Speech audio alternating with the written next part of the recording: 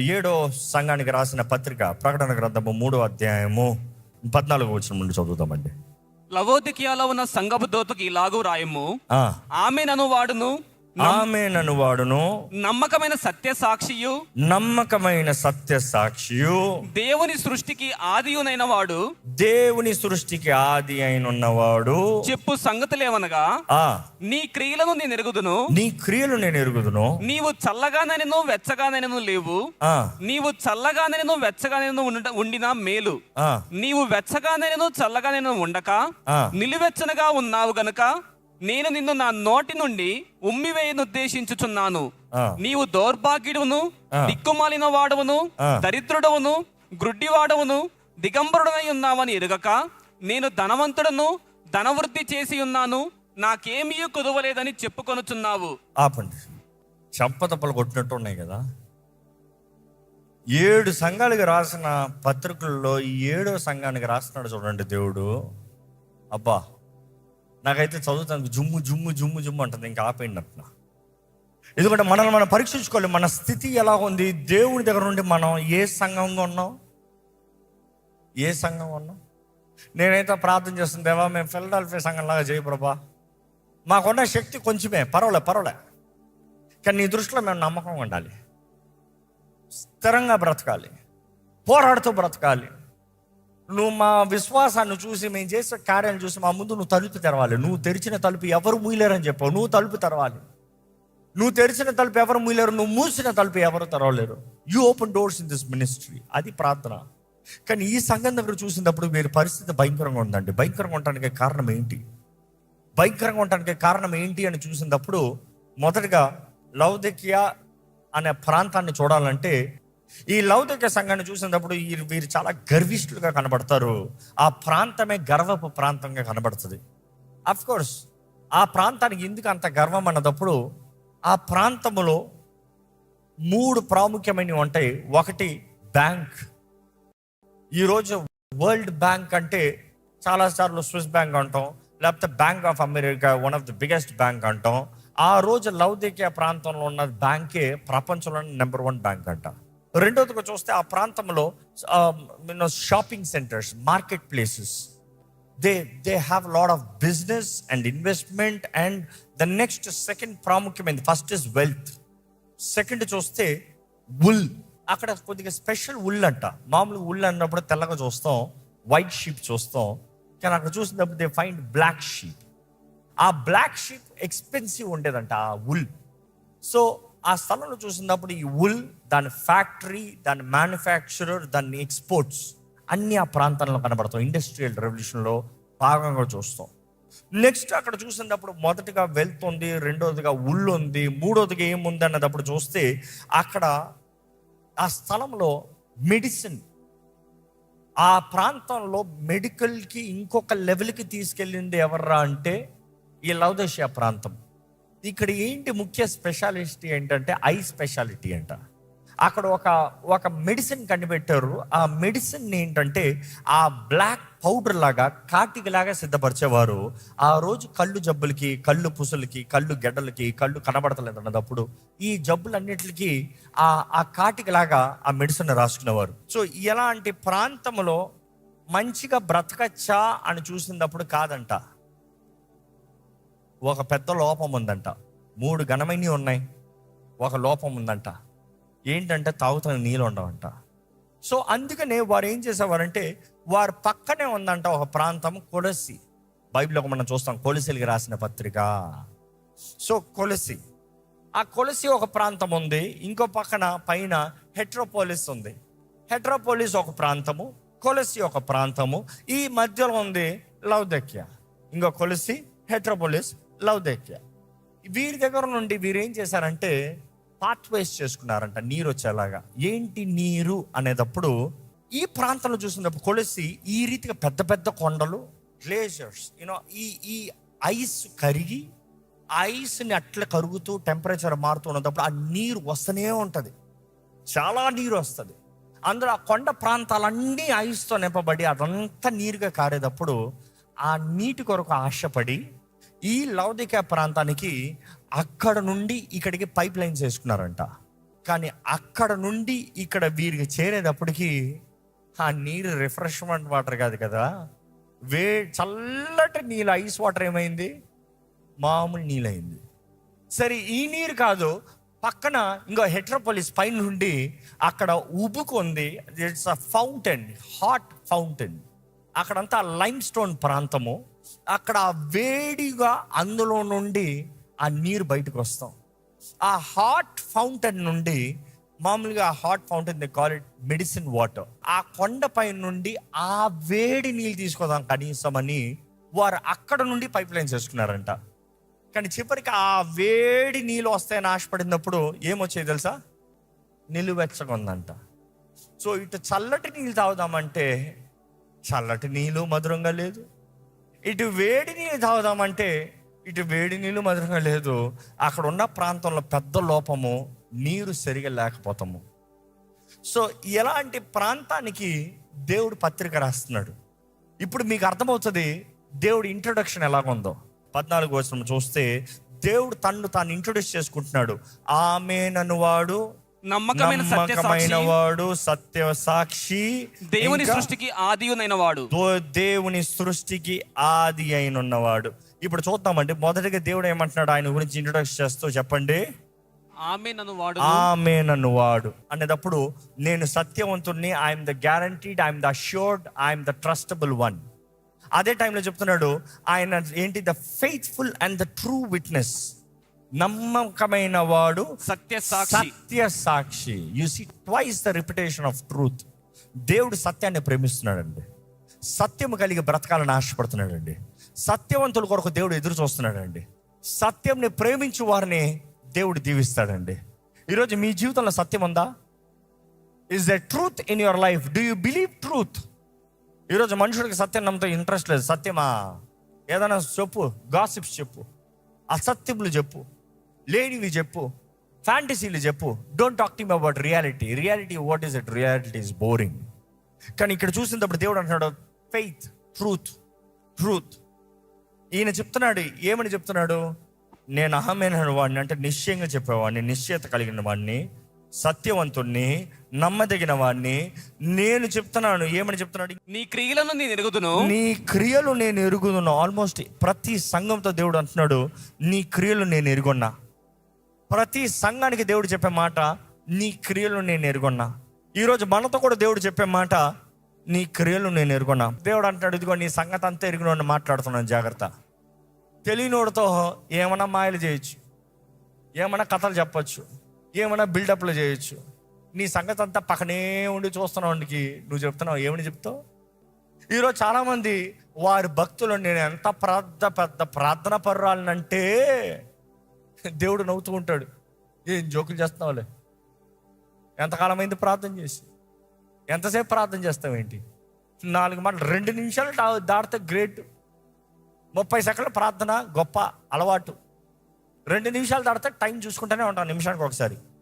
ఎంతసేపు అయింది. ఈరోజు మన జీవితాన్ని పరీక్షించుకోవాలంటే దేవుడు మన క్రియలు ఎరిగొన్నాడు. ఇక్కడ అంటున్నాడు దేవుడు, నీ క్రియలు నేను ఎరిగొన్నాను. Continue please. నీవు చల్లగానైనను వెచ్చగానైనను లేవు. నీవు చల్లగానైనను వెచ్చగానైనను లేవు. ఇప్పుడు చూడండి, వారి స్థితి తగ్గట్టుగా మాట్లాడుతున్నాడు. వారి స్థితి ఇప్పుడు మీకు అర్థమైంది ఈ ఎక్స్ప్లెనేషన్ ఇచ్చిన తర్వాత. ఇందాక cool spring or hot spring, కానీ చివరికి చూస్తే నిలువెచ్చని. ఆ ప్రాంతంలో ఉన్నవారు ఈ నీటి కొరకు ఆశపడేవారు, కానీ వచ్చిందిరా నీళ్ళు త్రాగుదాండ్రా అంటే తాగలేకపోతున్నారు. దేవుడు కూడా అంటున్నాడు నీ క్రియలు నేను ఎరుగున్నా, నువ్వు చేసే పనులన్నీ నేను ఎరుగున్నా. సరే నువ్వేదో చేస్తున్నావురా బాబు, నిన్న ఎలా ఉన్నావో చూద్దామని వస్తే నీ బ్రతుకుని ఒకసారి రుచి చూస్తే ఉమ్ము వేసేలాగా ఉన్నానయ్యా. I wish you were neither one or other. నీవు చల్లగానైనను వెచ్చగానైనను ఉండిన మేలు. నువ్వు ఇట్టన్నా ఉండు, అట్టన్నా ఉండు. చాలా మంది ట్రాన్స్లేషన్ పాపంలో ఉండాలి, దేవునితో ఉండాలి. ఈ పాయింట్ కాదు. దేవుడు అనేది ఏంటి తెలుసా? ఇదిగో అయ్యా, నిన్ను టీగానన్నా ఎంజాయ్ చేయి నువ్వు, లేకపోతే ఒక సాఫ్ట్ డ్రింకా కూల్ డ్రింక్ అన్నా ఎంజాయ్ చేయి నువ్వు. 2 కాకుండా ఇక్కడ ఫస్ట్ లేకనా కూలింగ్ లేకనా చప్పగా ఇది ఇచ్చిన వేస్ట్, టీ వేడివేడిగా తాగుదాం అనుకుంటే అది చప్పగా ఇచ్చిన వేస్ట్. ఏదైనా ప్రయోజనకరంగా చేయ, కుప్పలోకి పోవద్దయ్యా. అది దేవుడు ఇక్కడ చెప్పేది. అనేక సార్లు దేవుడు మన జీవితంలో ఆయన కలుగు చేసే కార్యాలు, ఆయన ఆత్మ ద్వారా కలుగు చేసే కార్యాలు, he wants your life has to flow as a medicine to others. So God is saying, ఇదిగో నీ లైఫ్ ఒకరికి దీవెనకరంగా వాడుతావు అంటే నువ్వు ఇట్టా పని చేయట్లే, నువ్వు అట్టు పని చేయట్లే. నిన్ను నా మహిమ కొరకు నిలబెట్టి వాడుకోదామంటే నువ్వు ఇట్లా కనబడతలే, నువ్వు అట్లా కనబడతలే. How can I enjoy you, how can I use you? దేవుడు అడిగేది అదే, నిన్ను ఎలా వాడుకుంటా. ఈరోజు దేవుడు మనల్ని వాడుకోవాలని ఆశపడుతున్నాడు అండి. దేవుడు మిమ్మల్ని వాడుకోవాలని ఆశపడుతున్నాడు అండి. ఇక్కడ ఎవరికైనా దేవుని ద్వారా వాడబడాలని ఆశ ఉందా? ఎవరికి ఉంది? ఈరోజు మనం నిజంగా దేవుని ద్వారా వాడబడాలని ఆశ ఉన్న వారమైతే మనం పరీక్షించుకోవాలి. మనం ఎలాగున్నాం, మన జీవితం ఎలాగుంది. Is it hot or is it cold? దేవుడు ఆశపడుతున్నాడు. Can he taste you? Can he enjoy you? Can he have pleasure of you? ఈరోజు దేవుడు కోరుతున్నాడు నువ్వు ప్రయోజనకరంగా ఆయనకు ఉండాలని.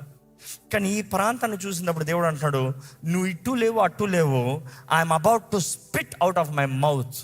ఏమంటున్నాడు? తెలుగులో చదవండి. నీవు వెచ్చగానైనను చల్లగానైనను ఉండక నులివెచ్చనగా ఉన్నావు గనుక నేను నిన్ను నా నోట నుండి ఉమ్మివేయను ఉద్దేశించుచున్నాను. నేను నా నోటి నుండి నిన్ను ఉమ్మివేద్దామని ఉద్దేశిస్తున్నాను. దేవుడు ఆశపడుతున్నాడు అండి మన జీవితాల్లో ఆయన కార్యం. he wants to have essence through our lives. ఒక సేవకుడు ఈ ఉపమానాన్ని చెప్పాడు. ఒక వ్యక్తి అంట ఒక టీషర్ట్ వేసుకున్నాడంట. ఆ టీషర్ట్ మీద ఇలా రాసుకున్నాడంట, I'm a fool for Christ sake. క్రీస్తు నిమిత్తమై నేను ఫూల్, వెర్రివాడిని అనుకో, నేను ఫూల్ అని రాసుకున్నాడంట. ఒక వ్యక్తి ఆ టీషర్ట్ చూస్తా చదువుకుంటా ఇట్లా వెనక్కి తిరిగాడంట. వెనకాల ఇంకో డైలాగ్ ఉందంట, హూస్ ఫూల్ ఆర్ యూ అని రాయబడి ఉందంట. నువ్వు దేని కొరకు ఫూలు? ఎవరికి నువ్వు fool? Whose fool are you? I'm a fool for Christ, whose fool are you? ఆ వ్యక్తి తలకొక్కుంటా వెళ్ళాడంట. నేను పిచ్చోడు ఏంట్రా, పిచ్చోడేంటి? కానీ చివరికి చూస్తే వాస్తవమే, ప్రతి ఒక్కడు దేనికో ఒక పిచ్చి. వాడికి డబ్బు పిచ్చి, వాడికి పేరు పిచ్చి, వాడికి ఆట పిచ్చి, వాడికి సినిమా పిచ్చి, కొంతమందికి చదువు పిచ్చి, కొంతమందికి పోస్టులు పిచ్చి, కొంతమందికి ఆ పిచ్చి ఈ పిచ్చి. మీకేం పిచ్చి? End of the day you are fool for something. I'm sure I'm a fool for Christ. Is there any fools for Christ here? Don't worry, because a fool is always arrogant in the sight of people. Fool అంటే వాడు మనుషుడికి అర్థం కాడు. మనుషులు pool అని పిలుస్తానికి కారణం ఏంటి తెలుసా? వాడు పిచ్చి అంటానికి వాడు మనసంతా ఏదో నింపబడి ఉంది. ఈరోజు ఎవరు మిమ్మల్ని నింపింది? ఏంటి మిమ్మల్ని నింపింది? మీ మనసుని. దేవుడు ఉన్నాడా మీ మనసులో? దేవుని కొరకు ఖచ్చితంగా ఉన్నారా? దేవుని కొరకు, దేవుడు అంటే ఆశతో, కొంతమంది ప్రేమ పిచ్చి అంటాం చూడండి, ఎవరి మాట వెంటరంట, ఎంత కొట్టినా వెంటరంట. కొంతమంది అంట వద్దమ్మా, వాడు వద్దమ్మా, ఆహా ఆడే కావాలి. అరే పిచ్చి పిచ్చిగా బ్రతుకుతున్నాడు అమ్మా, ఎక్కడ పడితే అక్కడ తిరుగుతున్నాడు, ఎవరితో పడతాడు, నాకు ఆయనే కావాలి, నేను పెళ్లి చేసుకుంటే ఆయన్నే. పిచ్చి అంటే you are not able to get over the reality. సత్యాన్ని గ్రహించుకోలేకపోతున్నావు. ఈరోజు ఎంతమంది క్రీస్తు, నిన్ను ప్రేమించిన క్రీస్తు కొరకు ప్రాణం పెడతానికి సిద్ధంగా ఉన్నారో చేతులు ఎత్తి హల్లెలూయా చెప్పండి. మీరేం చెప్తున్నారు తెలుసా? ప్రాణం పెడతా అన్నారు. పాపం ఆ మాట మీకు రికార్డ్ చేసి పెడితే బాగుండు. మీ కెమెరాలు ఓపెన్ చేసి, సెల్ఫీ ఓపెన్ చేసి, నా క్రీస్తు కొరకు నేను ప్రాణం పెడతానన్న మాట మీరు రికార్డ్ చేసి పెట్టుకుంటే బాగుండు. అది నాకు కొంచెం పంపిస్తే మీకు రిమైండర్కి పంపిస్తూ ఉంటా. ప్రాణం పెడతాం, సరే టైం పెట్టావా? టైం ఇచ్చావా? ప్రాణం పెడతానంటాడు కానీ 5 నిమిషాలు ప్రార్థన చేయడు. ప్రాణం పెడతాడని రోజుకు ఒక్కసారి కూడా వాక్యం చదవడు. You say I'm a fool for Christ. God is saying you fool, you are fooling yourself and you don't even recognise this. ఈరోజు చాలా మంది కూడా they are just fooling themselves. నేను విశ్వాసిని, నేను ప్రార్థనా పరురాల్ని, ప్రార్థపరుణ్ణి, దేవుడు నాకు దగ్గరగా ఉన్నాడు. నిజంగా దగ్గర ఉన్నాడా? దగ్గర ఉంటే ఎలాంటి బ్రతుకా? దగ్గర ఉంటే ఎలాంటి స్థిత? దగ్గర ఉంటే ఇలాంటి నిలువెచ్చని స్థిత? What is that God can see and rejoice and be happy for you? నీ బ్రతుకును బట్టి దేవుడు ఆనందిస్తానికి ఏమైనా ఉందా? ఈ స్థలంలో చూసినప్పుడు దేవుడు మాట్లాడుతూ ఉన్నాడు వీరితో. ఏమని చెప్తున్నాడు చూడండి, వీరిలో మాట్లాడుతూ 17 వచనం చదువుదామండి. నీవు దౌర్భాగ్యుడువును, నీవు దౌర్భాగ్యుడువును, దిక్కుమాలిన వాడవును, దిక్కుమాలిన వాడును, దరిద్రుడవును, దరిద్రుడును, గ్రుడ్డివాడవును, గుడ్డివాడును, దిగంబరుడై ఉన్నావని ఎరుగక. అయ్యో బాబోయ్, ఇది మనుషులు చెప్తాం కాదు, దేవుడు చెప్తున్నాడు. ఎప్పుడన్నా ఎవరన్నా కోపం, ఒరే పిచ్చోడా, ఒరే బుద్ధి లేనోడా, ఒరే పడికి మాలినోడా, ఒరే చేతకానోడా, మనుషులు తిడతా ఉంటే ఆ తిట్టించుకునేవాడికి ఎలా ఉంటుంది? నా సంగతి నీకేం తెలుసులే. కానీ నీ సంగతి అంతా తెలిసి నువ్వు కృపామయుడు, కరుణామయుడు, ప్రేమించే దేవుడు, దీర్ఘశాంతమంతి కలిగిన దేవుడు, ప్రేమై ఉన్న దేవుడు అని చెప్తున్నావు కదా, ఆ దేవుడు చెప్తున్నాడు. కానీ ఆయన ముందే చెప్తున్నాడు, నేను సత్యాన్ని మాట్లాడుతున్నా, నా సాక్ష్యము సత్యము, నేను మాట్లాడేది నమ్మదగిన వాడిని. 3 ప్రకారం మారిపోయే దేవుని కాదు. నీకు 3 స్వింగ్లు వచ్చేలాగా నాకు 3 స్వింగ్లు ఉండవు. So God is telling clearly to the point. నీ పరిస్థితి ఏమో దిక్కుమాలిన, దౌర్భాగ్యన, దరిద్రపు, ఏంటి, గ్రుడ్డివాడు, గుడ్డోడివి, బట్టలు లేకుండా ఉన్నావు. You are shameful. ఎలాంటి బ్రతుకు నీది. కానీ నువ్వేమనుకుంటున్నావు తెలుసా? నేను ధనవంతుడను. ఏమనుకుంటున్నావు? పేదోడు అంటే నేను ధనవంతుడులే అనుకుంటున్నాడంట. నెక్స్ట్, ధనవృద్ధి చేసి ఉన్నాను, నాకేమీ కొదువు లేదని చెప్పుకుంటున్నావు. ఏమి కొదువు లేదు, నాకు దేవుడు ఎందుకు? ఇదే డైలాగ్ చాలా మంది. ప్రార్థన, ఏం ప్రార్థన చేయాలి? నాకు అన్నీ ఉంటాయి, నాకేం ప్రార్థన అక్కర్లేదు. ఏదైనా కావాలంటేనే ప్రార్థన. పాపం, ప్రార్థనకి అర్థం కూడా తెలియదు. దేవునితో మాట్లాడావా? దేవునితో ఎంతకాలం అయింది దేవునితో హృదయం తెరిచి మాట్లాడింది? దేవుడు అంటున్నాడు, ఎవరే నీ స్థితి నీకు అర్థం కావట్లేదు, నీ మైండ్ స్థిమితం లేదు, నీ లోపం ఏంటో నీకే అర్థం కావట్లేదు. Your like a psychological problem. నీకు బైపోలార్ లాగా ఉంది. నీ స్థితి ఏమో ఇలాగ ఉంది, నువ్వు అనుకునేదేమో ఇలాగ అనుకుంటున్నావు. ఫ్యాంటసీలో బ్రతుకుతున్నావు. నాకు ధనాభివృద్ధి ఉంది, నాకు మేలు ఉంది. ఇక్కడ ఉన్నవారు ఎవరైనా సరే, నాకు ఉద్యోగం ఉంది, నాకు పేరు ఉంది, నాకు ఎడ్యుకేషన్ ఉంది, నాకు అది ఉంది, నాకు ఇది ఉంది, నాకు ఇల్లు ఉంది, నాకు వాక్యాలు ఉన్నాయి, నేను కాబట్టి గొప్పవాడిని. Don't feel of. దేవుడు అడుగుతున్నాడు, నేనున్నానా? నా దగ్గర ఉండి ఏమైనా ఉందా నీ దగ్గర? ఈరోజు మనం పరీక్షించుకోవాల్సింది అదే. ఇక్కడ చూసినప్పుడు వీరు దరిద్రులుగా ఉన్నారంట, దౌర్భాగ్య స్థితిలో ఉన్నారంట, పేదవాడిగా ఉన్నాడంట. అదే సమయంలో లౌకిక సంఘం ఎలాగుందంట? గుడ్డివారుగా ఉన్నారంట, దిగంబరుగా ఉన్నారంట, గుడ్డోలుగా ఉన్నారంట. గుడ్డోలుగా ఉంటాయి ఏంటి? అందరు ఐ మెడిసిన్కి అక్కడికి వస్తున్నారు. అందరు కంటికి మెడిసిన్కి ప్రపంచం మొత్తంలో ఫేమస్. అక్కడ ఐ మెడిసిన్కి వచ్చేవారు గుడ్డోలుగా ఉన్నారంట. వారు అనుకుంటారు మేము అందరికి చూపిస్తున్నాం అని. దేవుడు అంటారు, అసలు నువ్వు గుడ్డోడురా. నీకు కళ్ళు కనబడకుండా నువ్వు ఇతర వారికి ఏం దారిని చూపిస్తావు?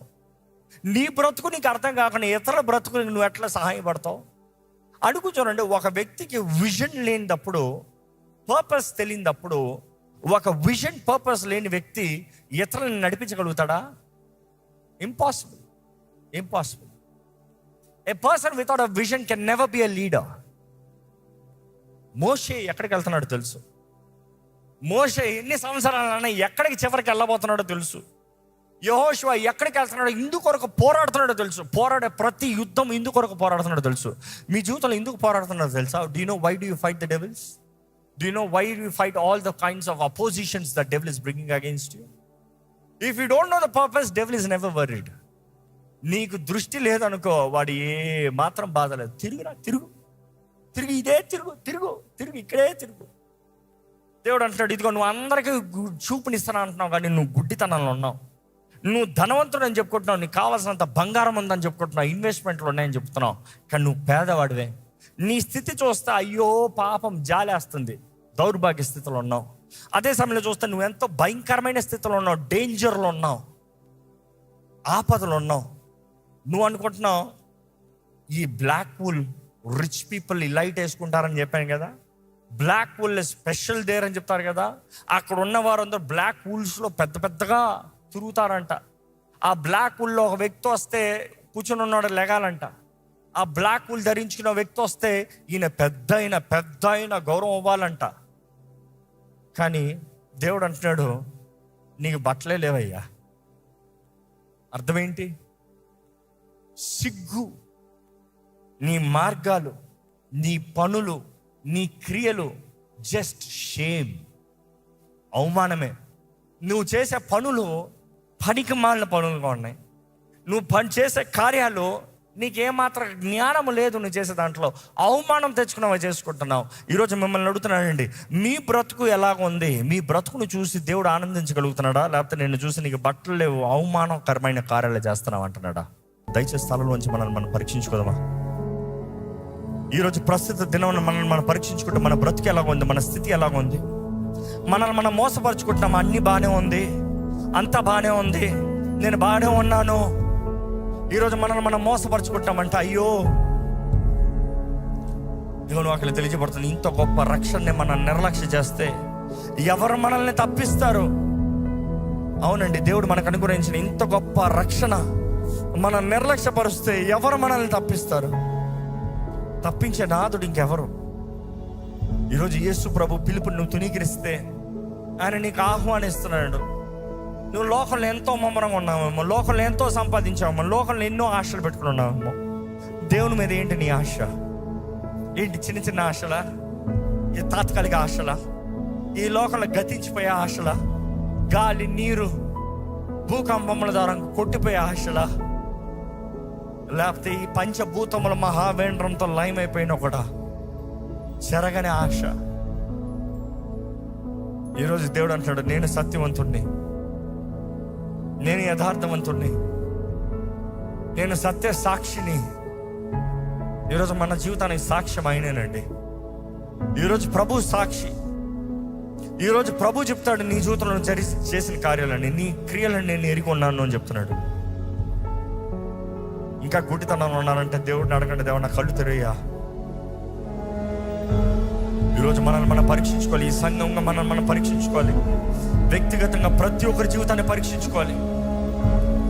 ఈరోజు దేవుడు నిన్ను చూస్తే సంతోషపడుతున్నాడా? ఈరోజు దేవుడు నిన్ను చూస్తే ఆనందిస్తున్నాడా? దీనికి జవాబు మీరే ఇచ్చుకోవాలండి.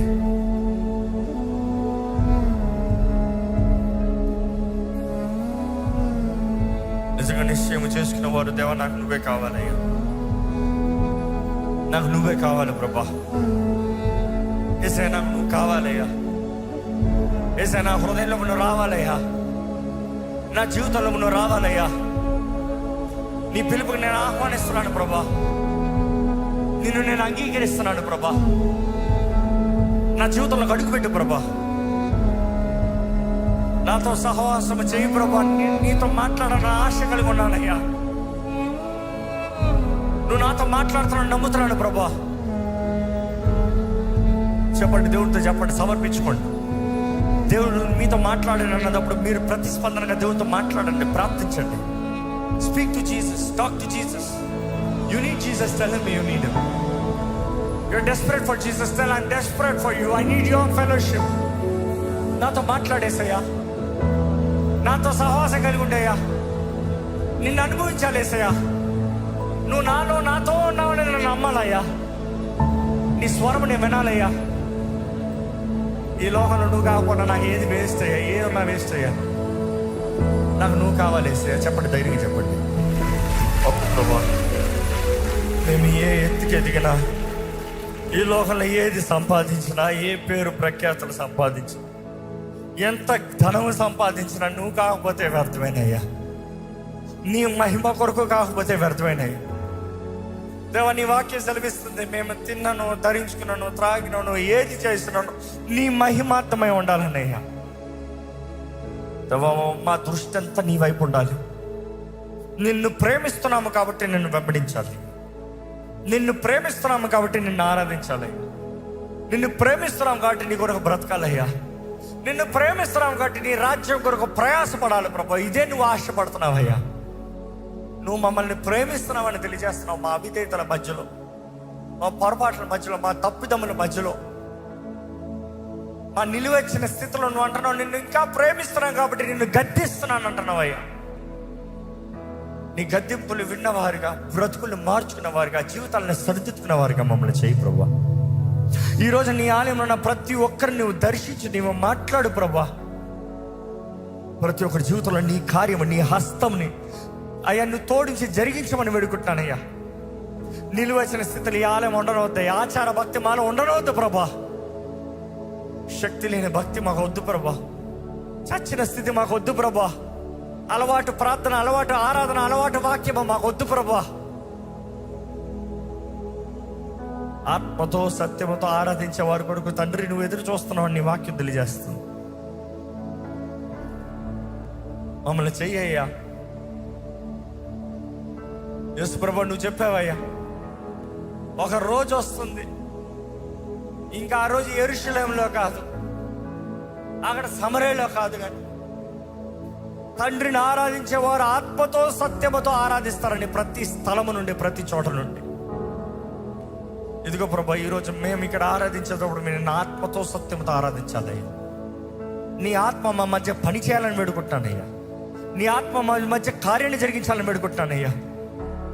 శక్తి లేని జీవితంలో వ్యర్థం కదయ్యా. ఇక్కడ ఉన్నవారు మమ్మల్ని మేము గ్రహించుకోవాలయ్యా. నువ్వు మాట్లాడుతున్నావయ్యా, వెనకలిగిన చెవులు దయచి అయ్యా. మా జీవితంలో చూడమంటున్నావయ్యా, మమ్మల్ని చూడమంటున్నావయ్యా.